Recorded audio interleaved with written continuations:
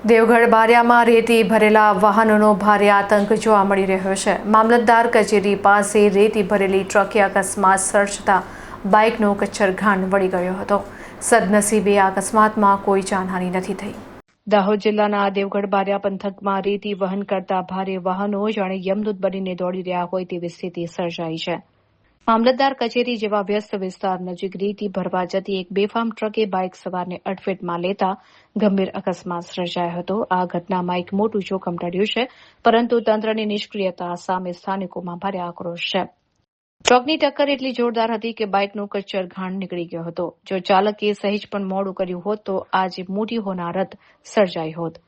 સ્થાનિક રહીશોનો આક્ષેપ છે કે રેતી માફિયાઓના વાહનો દિવસ રાત નિયમોનું ઉલ્લંઘન કરીને બેફામ ગતિએ દોડે છે।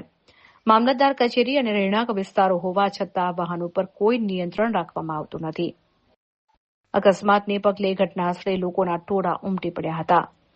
ગ્રામજનોએ માંગ કરી છે કે આવા જોખમી વાહનોની ગતિ પર લગામ કસવામાં આવે અને ગેરકાયદેસર રીતે દોડતા રેતી માફિયાઓ સામે કડકમાં કડક પગલાં લેવામાં આવે, જેથી ભવિષ્યમાં કોઈ નિર્દોષનો જીવ ન જાય।